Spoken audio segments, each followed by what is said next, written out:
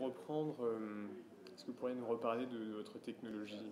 Comment ça marche un écran 3D sans lunettes? Alors, cette technologie a été imaginée par Pierre Alliot, le président fondateur de la société, en 1987, 86-87. Son premier brevet date de 1987.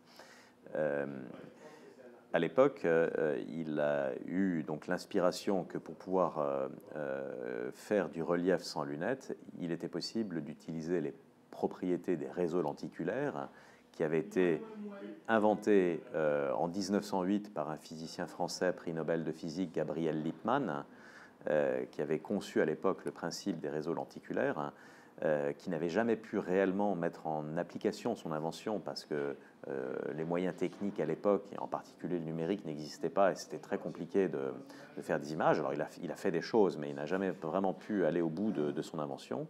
Pierre Alliot ne connaissait pas ces travaux-là, mais quelque part, les mêmes questions ont produit les mêmes effets et il a réinventé le principe du réseau lenticulaire de façon à pouvoir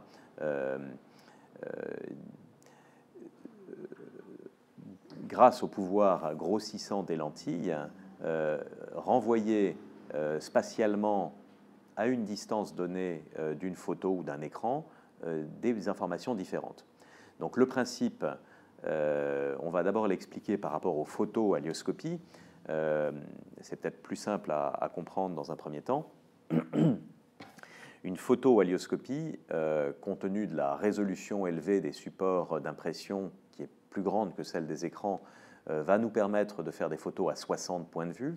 Si je devais faire un portrait de vous à 60 points de vue, je vais déplacer, je vous demande de ne pas bouger pendant quelques secondes, et je vais déplacer un appareil de photo sur un rail qui est en rafale sur une distance qui va être peut-être de 40 à 70, 80 cm, ça va vraiment dépendre de la distance à laquelle se trouve l'appareil de photo, va prendre 60 photos.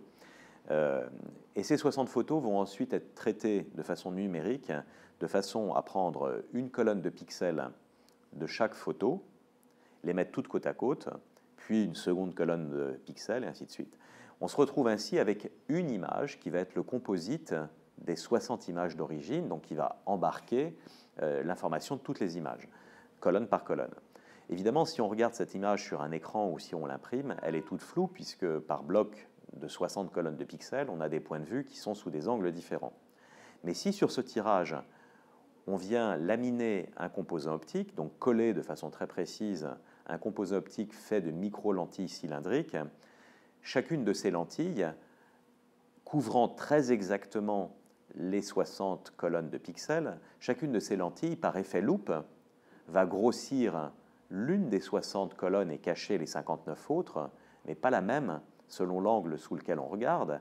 Et puisque les yeux sont séparés d'à peu près 6 cm et demi, l'ensemble du système est calculé de telle sorte à ce que tous les 6 cm et demi, on ait spatialement un nouveau point de vue qui soit réparti dans l'espace. Donc le fait d'avoir 60 images alors qu'on n'a que 2 yeux veut également dire que pour toute position du spectateur dans l'espace, il ne percevra qu'un couple stéréoscopique, donc 2 des 60 images, mais lorsqu'il va se déplacer, il va changer de couple stéréoscopique et percevoir la scène 3D sous un angle légèrement différent, exactement comme ça se produit dans la vie. Lorsque vous bougez légèrement la tête, eh bien, tout votre corps s'attend à voir la profondeur de la scène changer, voir un effet de parallaxe, donc les objets qui se cachent les uns les autres se dévoilent, les perspectives changent un petit peu. Et donc, la vision 3D, ce n'est pas un sens. La vue est un sens, mais la perception du relief n'est pas un sens. C'est une sensation qui est produite par le cerveau par conjugaison d'un certain nombre de paramètres monoculaires et binoculaires. Donc, les paramètres monoculaires, eh bien, on sait depuis que les peintres de la Renaissance ont réussi à trouver des moyens de donner une sensation de profondeur dans un tableau qui est plat, ils utilisent tout simplement la perspective pour commencer. Donc la capacité de représenter la perspective a considérablement contribué à redonner des sensations de profondeur dans des images plates. Et quand on ferme un œil, on n'a plus d'informations de disparité à proprement parler, mais on a tout un tas de paramètres monoculaires. Donc la perspective en est un, les occlusions des objets. Si je ferme un œil, je n'ai aucun doute que vous êtes devant la plante, tout simplement parce que vous cachez la plante. Donc vous êtes devant. Les réflexions, les ombres portées. Si j'ai la sensation de la présence d'une source de lumière et que je vois une ombre portée, mon cerveau sait très bien analyser la profondeur que caractérise cette ombre. Voilà, il y a des perceptions qui peuvent être non oculaires. Les mouvements, c'est ce qu'on appelle la proprioception. Les mouvements du corps dans l'espace vont également induire, par rapport au précalcul du cerveau, les tensions musculaires dans les talons d'Achille. Le cerveau sait, tiens, je vais basculer un petit peu le corps d'une jambe sur l'autre, je sais d'à peu près combien, puisque je le ressens physiologiquement, et je m'attends à avoir dans l'espace, dans le volume que je perçois, des changements. Et puis il y a bien sûr, et c'est sans doute le plus important pour avoir une perception, une sensation de relief, les paramètres binoculaires. Donc ces paramètres binoculaires, c'est le fait que l'on ait deux yeux, la plupart d'entre nous, nous permet de voir deux images distinctes à tout moment, et que cette disparité est analysée par le cerveau de façon à reconstituer le relief. Et puis au-delà de la disparité perçue par les yeux, il y a l'angle de vergence que font les yeux. On sait très bien, quand on regarde de près, on a un angle de vergence des yeux vers l'objet qui est plus fort que quand on regarde de loin, où les yeux sont un peu plus parallèles. Et quand on louche, évidemment, on regarde le bout de son nez, on converge très très près. Et le cerveau analyse en permanence la quantité de disparité qui est perçue, donc ce décalage entre l'œil gauche et l'œil droit est corrélé par rapport à l'angle de vergence des yeux. Le cerveau s'attendant, s'il regarde quelque chose de très près, à avoir beaucoup de relief. S'il y a peu de disparité alors qu'il regarde très près, c'est qu'il y a très peu de relief dans l'objet qu'il regarde, et inversement. Donc, ça, c'est un petit peu les paramètres génériques qui décrivent la sensation de relief. Maintenant, sur un écran autostéréoscopique, on va donc chercher à avoir davantage d'images que n'en perçoivent les yeux, de façon à être plus près des expectatives du cerveau du spectateur lorsqu'il se déplace. Malheureusement, quand on regarde un film avec des lunettes chez soi et qu'on se déplace devant l'écran, eh bien, on a des déformations permanentes de l'image. À supposer que j'affiche un cube à l'écran, je vois ce cube sous un certain angle. Si je me déplace dans l'espace, je m'attendrai à voir une autre face du cube, à le voir sous un angle différent, à découvrir des parties cachées du cube. Comme ces parties n'existent pas, puisque quelle que soit ma position, ce sont les deux mêmes images que je vois en permanence à travers mes lunettes, eh bien mon cerveau invente que l'image s'est déformée en même temps que je me déplaçais. Et donc, tout bouge en permanence quand on est en deux points de vue. Et c'est une des raisons des inconforts qu'on constate sur toutes les consoles de jeux, les avertissements qui ont pu être émis pour les enfants. Le positionnement est très contraignant, ça bouge très vite. Le joueur n'est jamais totalement statique, donc très très vite, il y a une sorte de nausée, de mal de mer qui peut s'instaurer. Alors le cinéma est un petit peu plus tolérant parce qu'on est dans un fauteuil, on est dans une salle au noir, donc on n'a pas de repère d'environnement qu'on cherche à synchroniser avec ce qu'on voit à l'écran.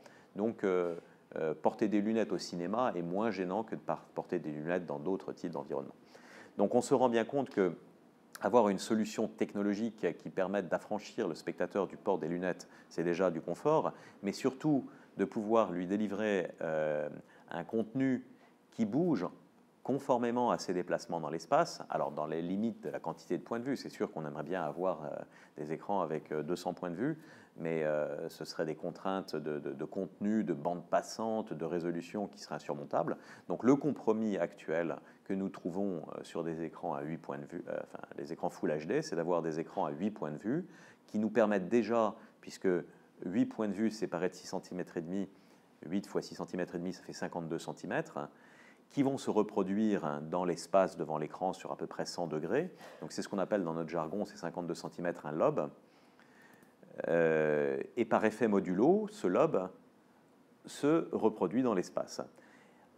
Selon la position qu'on occupe, on va voir un couple quelconque dans le lobe, donc le couple 1-2, le couple 5-6, 7-8, et au moment où le lobe se reproduit, on a une position sur 8, un couple qui est un couple non souhaité, qui est le couple 8-1, où on a un relief inversé et extrême, et on se rend bien compte quand on se déplace devant un écran hélioscopique. Si je fais une petite pause ici, si vous bougez un petit peu, vous allez voir la scène sous des angles différents. Donc vous voyez, en vous déplaçant, le fait qu'il y a ces points de vue différents. Et si vous vous déplacez de façon plus ample, vous allez voir cet effet de retour chariot, un peu un effet d'essuie-glace, où une fois qu'on a épuisé la scène, on l'a vu qui se déplaçait de gauche à droite, et puis toc, elle revient d'un coup à sa case départ. Le fait d'avoir davantage de points de vue donne non seulement la liberté au spectateur de se déplacer de gauche à droite, droite à gauche, mais également de s'approcher ou de se reculer de l'écran. Si au lieu d'afficher 8 images stéréoscopiquement complémentaires, on affiche ce qu'on appelle nous une mire de couleurs, donc 8 couleurs différentes, il n'y a qu'une distance qui s'appelle la distance de teinte plate, où chaque œil sur tout l'écran ne verra qu'une seule couleur.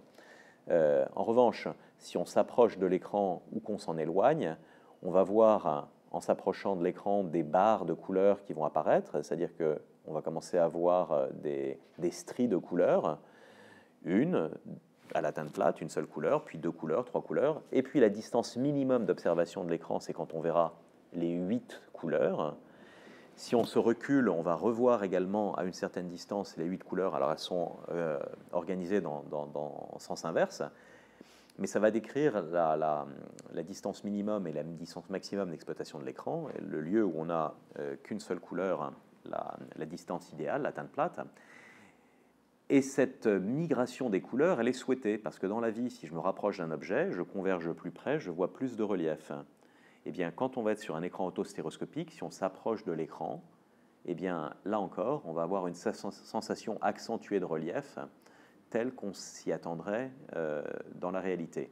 Donc l'écran autostéroscopique, non seulement il restitue latéralement des mouvements de parallaxe, comme dans la vie, mais également il est plus fidèle en termes de grossissement et de rétrécissement de la sensation de relief, comme dans la vie. Alors que si on est avec un écran à lunettes et qu'on s'en éloigne, ou qu'on s'en approche, eh bien le relief, non seulement la scène se déforme par rapport à notre position latérale, mais lorsqu'on s'approche de l'écran, on s'attendrait à avoir plus de relief. Comme on voit toujours les deux mêmes points de vue, le cerveau se dit « Ah, mon relief s'est écrasé à mesure que je m'approchais ». Et ça peut être très perturbant parce qu'à un moment donné, la perspective, elle, est la perspective d'origine, celle qui devait correspondre à la disparité perçue. Donc on a une perspective qui est plus forte à la disparité perçue. Donc on commence à avoir un hiatus dans la perception monoculaire du relief liée à la perspective et la perception binoculaire, et ce qui est très, très préoccupant pour le cerveau. Donc on a des effets qui sont très gênants et que l'autostéréoscopie permet d'annihiler grâce à la présence des points de vue multiples. Est-ce que c'est la même technologie chez Hélioscopie que sur la 3DS par exemple, que chez Samsung? J'imagine que non, vu qu'il y a des brevets sur chaque... Alors, il existe différents procédés autostéréoscopiques, mais les deux plus communs sont les procédés lenticulaires, donc, dont j'ai dit tout à l'heure qu'il avait été inventé par Gabriel Lippmann en 1908, donc ça fait maintenant plus de 100 ans. Donc les brevets qui peuvent couvrir l'utilisation de lentilles sont maintenant largement publics. Alors les gens peuvent avoir éventuellement des brevets sur certains types de lentilles ou certains procédés de fabrication de lentilles ou autres, je ne sais pas. Mais en tout cas, l'usage de lentilles sur une image est largement public. Et l'autre procédé est un procédé dit de barrière de parallaxe qui consiste devant une image qui elle-même est une image complexe qui embarque les informations de différents points de vue, sous différents angles, d'apposer devant cette image complexe une grille, qui est une barrière, qui va être placée à une certaine distance de l'image pour générer un effet de parallaxe, précisément, d'où son nom de barrière de parallaxe, c'est-à-dire que à travers les petites fentes de cette grille, comme les yeux ne sont pas placés au même endroit, chaque œil va voir à travers le trou une information différente. Et l'ensemble étant calé pour ne permettre à chaque œil que de voir l'un des points destinés à percevoir le relief. Donc, beaucoup de dispositifs comme la Nintendo 3DS ou des tablettes ou des téléphones portables ont utilisé des écrans à barrière de parallaxe qu'il était possible de désactiver parce que cette barrière de parallaxe était en fait un filtre à cristaux liquides. Donc, soit les lunettes 3D actives. Alors, les lunettes 3D actives peuvent avoir des systèmes à cristaux liquides, en effet, sauf que ce n'est pas des barrières de parallaxe sur les lunettes, c'est des obturateurs complets, un œil devient noir, il devient transparent, et alternativement. Ici, ce n'est pas ça, c'est qu'on va afficher devant notre écran un deuxième écran qui va afficher à une certaine distance cette très fine grille, et à travers les petites fentes de la grille, un œil va voir une chose et l'autre non. Cela étant, le gros problème de ces dispositifs, c'est celui que je décrivais tout à l'heure en parlant de l'intérêt d'être en point de vue multiple, c'est que si vous êtes bien placé devant votre console, eh bien vous allez voir sur l'œil gauche l'image destinée à l'œil gauche, mais si vous bougez un tout petit peu et que finalement ce que voyait votre œil gauche, c'est maintenant l'œil droit qu'il voit, il y a également un effet modulo. Cette fois, donc, l'œil droit voit l'image destinée à l'œil gauche et l'œil gauche l'image destinée à l'œil droit. Donc, on voit le relief comme un gant inversé, complètement à l'envers. C'est ce qu'on appelle la pseudoscopie, et ça, c'est épouvantable. Donc, la seule façon efficace de pallier cet inconvénient, c'est d'avoir ce que l'on appelle un tracking de l'utilisateur, c'est une petite caméra qui va suivre les mouvements du spectateur. Une fois que le spectateur s'est dit, déclaré, bien calé, la caméra va le suivre. Dès qu'il a bougé de 6,5 cm, l'ordinateur va inverser les points de vue de telle sorte à ce qu'on voit tout le temps la même image sur chaque œil et qu'on perçoive tout le temps le relief de façon orthoscopique. Cela étant, cela ne change rien au fait qu'on va avoir les mêmes sensations de déformation, puisque quelle que soit sa position, on voit les mêmes images. Donc les barrières de parallaxe sont aujourd'hui beaucoup plus simples à utiliser.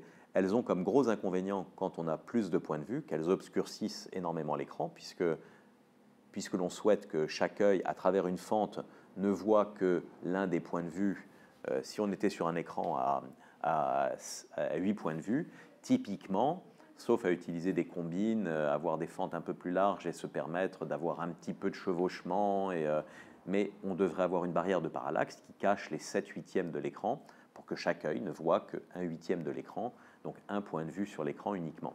Donc la barrière de parallaxe, en général, impose d'avoir des backlights sur les écrans très puissants, parce que comme on a beaucoup assombri l'écran, il faut lui redonner un petit peu de lumière en ayant des backlights très puissants, donc qui consomment beaucoup d'énergie, qui ne sont pas très écologiques de ce point de vue-là, et qui sont opérationnels pour des petits dispositifs portables, mais qui sont tout à fait inopérants pour des écrans à point de vue multiple. Nous pensons que la technologie grand public de demain pour la télévision dans le salon, ce seront des écrans à 16 points de vue. Il faut bien se dire que si on devait faire un écran à 16 points de vue en barrière de parallaxe, il serait quasiment noir. Donc ça peut marcher quand c'est un point de vue sur deux qui est éteint. Ça marche très bien. Quand on regarde l'écran portrait 4K, il se trouve que dans le mix mis en œuvre par Alioscopie, un pixel sur deux est éteint, et pourtant on ne sent absolument pas d'atténuation de luminosité par rapport à l'autre écran. Donc quand on est avec une barrière de parallaxe qui éteint la moitié de l'écran, ça reste parfaitement acceptable. En revanche, si on va vers des écrans avec davantage de points de vue, ça ne devient plus du tout. D'accord. Donc là, on a un déplacement, on peut avoir un déplacement horizontal. Est-ce qu'on pourrait y ajouter un déplacement vertical aussi? Alors, c'est possible. Il faut pour cela non pas avoir des lentilles cylindriques, mais des lentilles sphériques euh, qui sont plus compliquées à fabriquer. C'est également envisageable de faire des lentilles sphériques. Cela étant, si on veut avoir à la fois de la disparité verticale et de la disparité horizontale, ça veut dire qu'on commence à avoir des images extraordinairement lourdes, puisqu'il faut avoir autant d'informations différentes.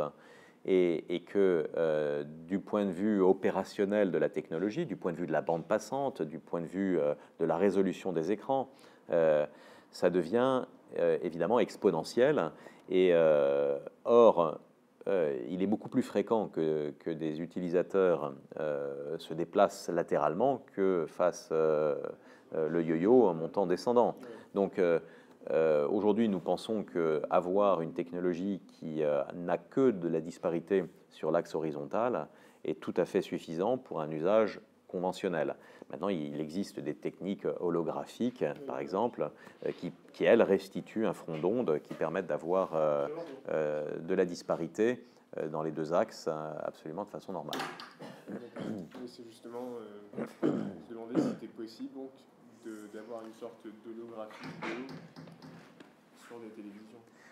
Il existe des sociétés qui, en effet, il y a une société hongroise qui s'appelle Holographica qui développe ce genre de choses, qui, par procédé holographique, va en fait restituer une sensation de relief dans les deux dimensions. Mais typiquement, cette société va devoir afficher un contenu à 64 points de vue, donc 8 x 8, pour retrouver un sentiment équivalent de parallaxe vertical et horizontal. Donc, quand on sait que les contenus sont aujourd'hui créés à 2 points de vue avec simplement de la disparité horizontale, si on veut regarder un film, on a vu tout à l'heure une conversion d'Avatar de très bonne qualité, si on veut regarder un film comme Avatar en tout d'un coup en inventant de la disparité verticale, la matière n'existe pas dans le film d'origine, donc ça va être beaucoup plus compliqué à créer, très lourd, donc c'est quelque chose qui n'est pas réellement souhaitable. Et un spectateur qui est assis dans son canapé chez lui, qui regarde un film, eh bien, il a a priori les yeux qui sont sur l'axe horizontal, et dans ces conditions-là, la disparité horizontale suffit. D'accord. Et vous avez parlé de la fabrication de lentilles. Oui. Donc je voulais savoir comment se fabrique une télé comme ça. Est-ce que vous partez d'un écran basique et vous appliquez des lentilles comme ça, ou est-ce que... Oui, c'est tout à fait ça. Aujourd'hui, nous sommes en réalité fabricants d'écrans, mais la réalité c'est que nous sommes transformateurs d'écrans. Nous achetons des moniteurs que nous choisissons pour leur qualité intrinsèque spécifique, donc la technologie dalle LCD qui les équipe, l'électronique qui les pilote.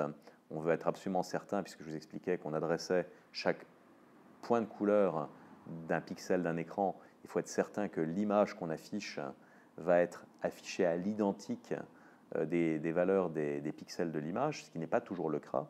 On a souvent des technologies qui font de la conversion de RGB en YQV.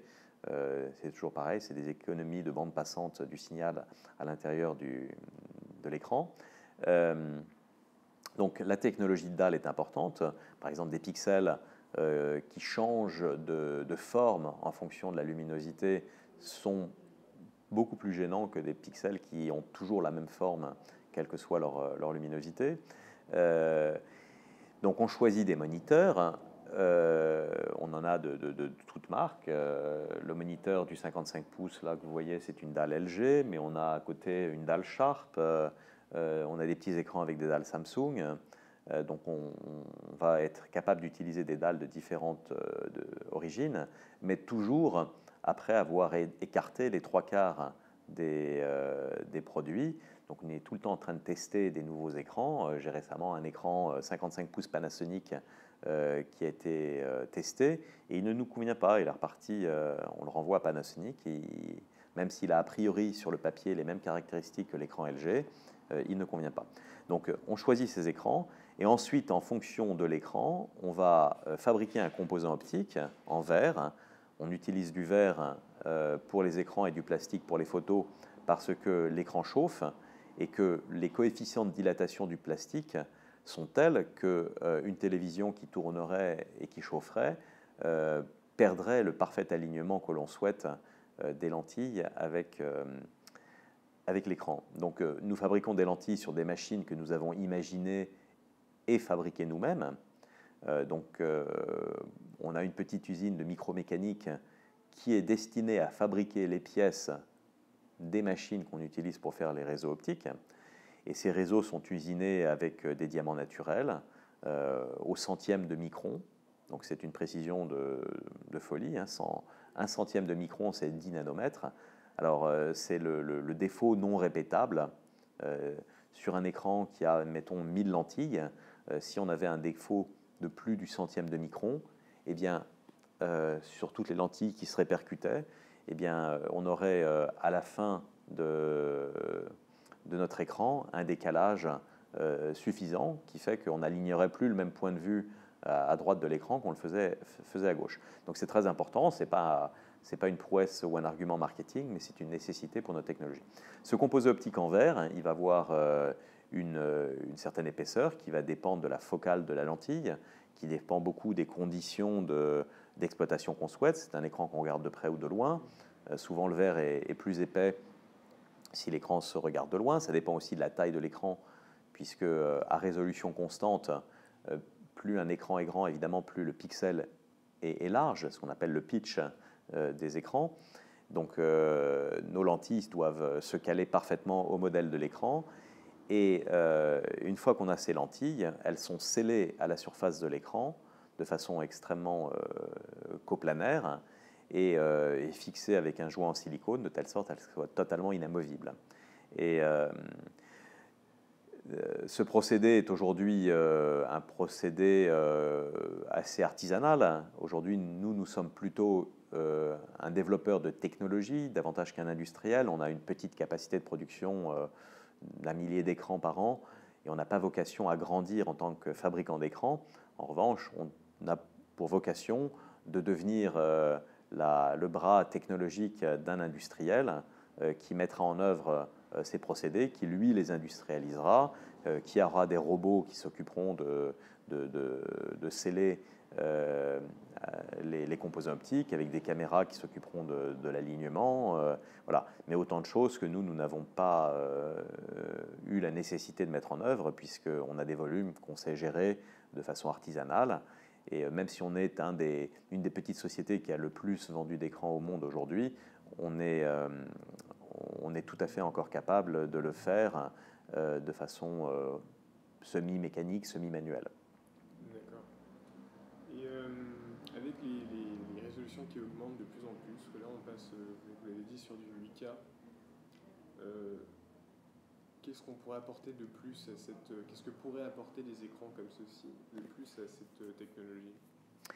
Alors, je vous disais tout à l'heure, la résolution Full HD 1920 x 3 subpixels 5760. Si vous êtes en résolution 4K d'origine, vous doublez ce nombre de pixels. Et donc, si vous gardez la même résolution perçue de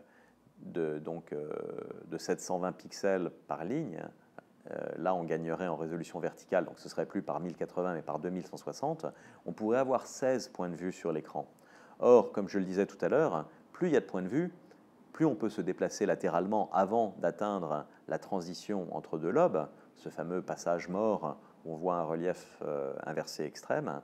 Et donc, pour nous, l'avenir, c'est un écran 4K avec un dessin de dalle un tout petit peu différent qui permettrait d'afficher 16 points de vue et donnerait à ce moment-là un écran qu'on pourrait regarder d'assez près, d'assez loin, sur un très grand angle, et qui donc correspondrait tout à fait aux conditions de confort dans un salon. Donc pour faire simple, plus la résolution est élevée, plus on peut faire des écrans confortables à regarder, en atténuant les zones d'inconfort. D'accord. Une dernière question, un peu moins scientifique, mais plus économique. Le marché de la 3D a été souvent un échec. vous savez, les télés actives, passives. Est-ce que vous pensez que la 3D autostéréoscopique pourrait être l'avenir de la télévision? Je pense que les raisons qui ont incité les industriels à se lancer dans la 3D étaient, au moment où ils l'ont fait, n'étaient pas forcément bonnes. Lorsque les studios de production de films, on va dire Hollywood pour faire simple, a choisi de massivement se lancer dans la 3D, l'intention n'était pas aussi claire qu'il n'y paraissait. La 3D, elle existe depuis toujours. Hein. Je pense que 2 ans après que l'appareil de photo ait été inventé, il y avait des appareils de photo 3D. Donc on a toujours voulu faire des images en 3D. Léonard de Vinci dessinait des dessins en 3D et Dali a fait des peintures 3D, donc en faisant une peinture pour l'œil gauche, une peinture pour l'œil droit, qu'on pouvait regarder en louchant ou en divergent et pour voir en relief.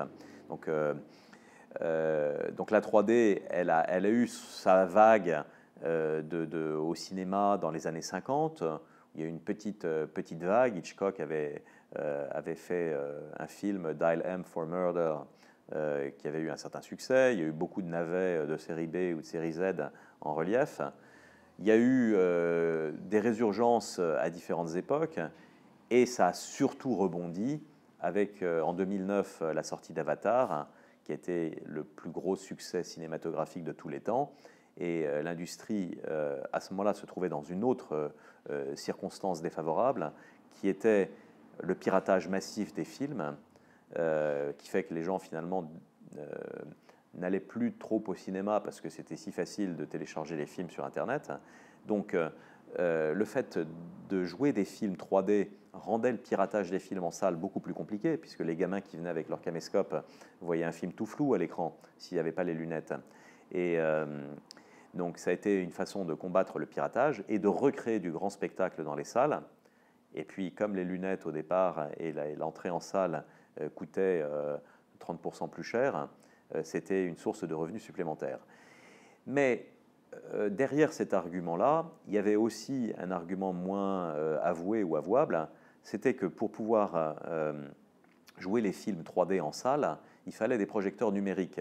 L'époque, dans les années 50 ou après, où on jouait des films 3D avec 2 projecteurs synchronisés qui jouaient 2 bobines différentes du film, c'était quasiment impossible. Il fallait pratiquement, à chaque projection, réaligner les projecteurs avec des mires. C'était inexploitable. Donc, la martingale, c'était de dire aux exploitants de salles, changez vos projecteurs, passez au numérique, on vous enverra un disque dur et vous aurez les 2 versions du film totalement synchronisées, avec un doublement de fréquence. Et voilà. Et beaucoup d'exploitants de salles ont effectivement changé tout leur équipement pour passer au numérique, sauf que le numérique, ce n'était pas simplement la possibilité de pouvoir exploiter la 3D sans avoir à régler son matériel tous les 4 matins. C'était aussi la façon de surveiller de façon extrêmement étroite les nombres de diffusion des films, puisque les films avaient des clés numériques et que les projecteurs avaient un contrôle absolument strict de la diffusion des films. Et ce qui évitait, ce qui se produisait très souvent, c'est qu'un exploitant de salle qui avait un cinéma, mettons, à Rennes, et qui prenait la diffusion du film pendant 3 semaines dans sa salle à Rennes, après il avait ses bobines, et un petit peu plus tard, dans ces 3 salles à Plougastel, il diffusait, et les studios n'en entendaient jamais parler, ne voyaient jamais la couleur d'une rémunération là-dessus. Donc la surveillance, l'anti-piratage des spectateurs, mais également l'anti-piratage des exploitants de salles, qui, une fois qu'ils étaient équipés en numérique, étaient...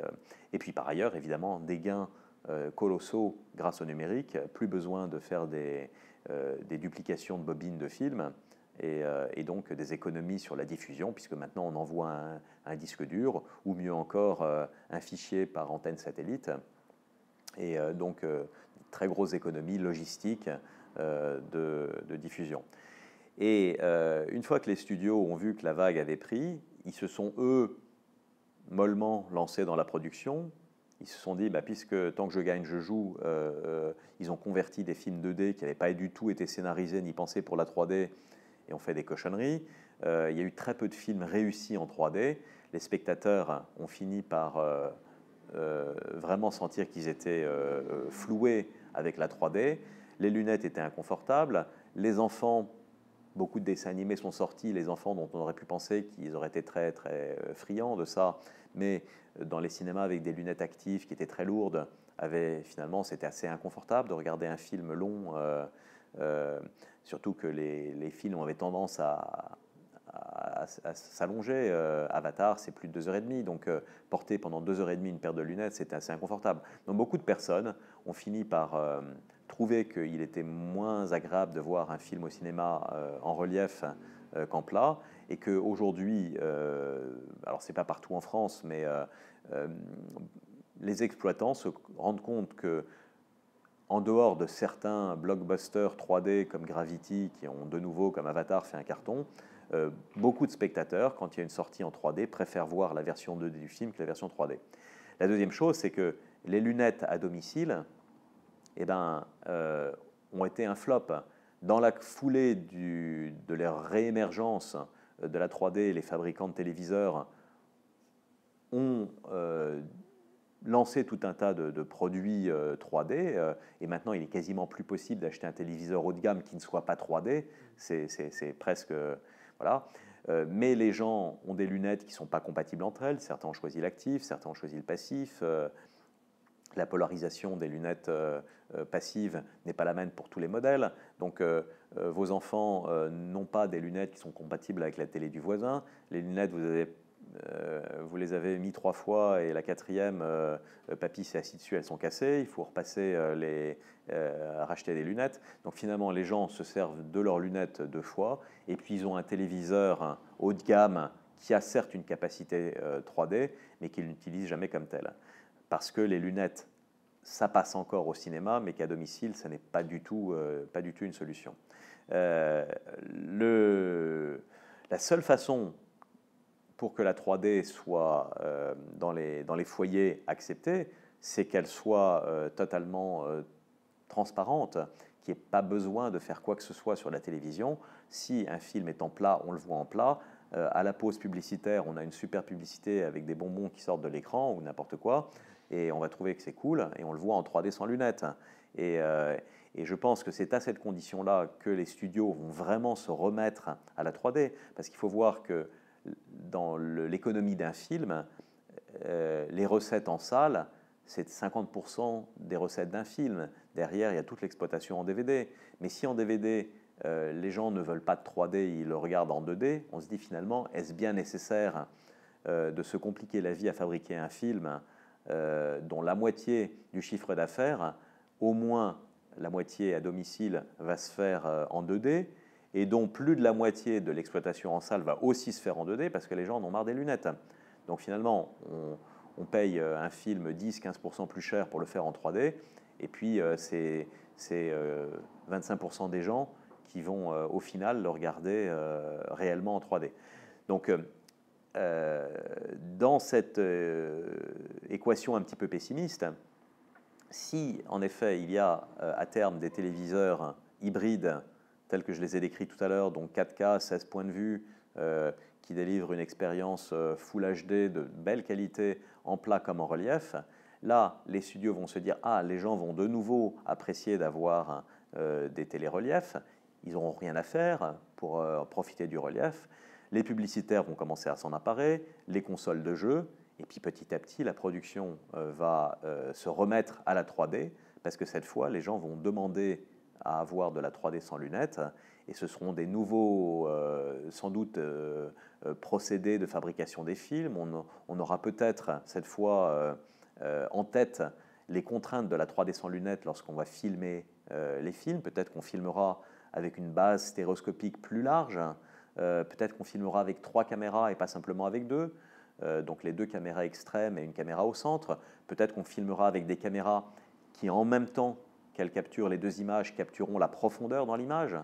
Il existe des technologies pour ça. Bon, bah là, c'est typiquement ce que fait la Kinect avec des systèmes infrarouges, il y a des systèmes laser, il y a des caméras dites pleine optique qui sont très utiles pour ça aussi, qui pour le coup sont des micro-lentilles sphériques devant un capteur. Et donc, je pense que la production cinématographique se réintéressera au relief lorsque le relief deviendra un plaisir et pas simplement une contrainte. D'accord. Ce sera tout. Je vous remercie d'avoir répondu à mes questions. C'est un plaisir.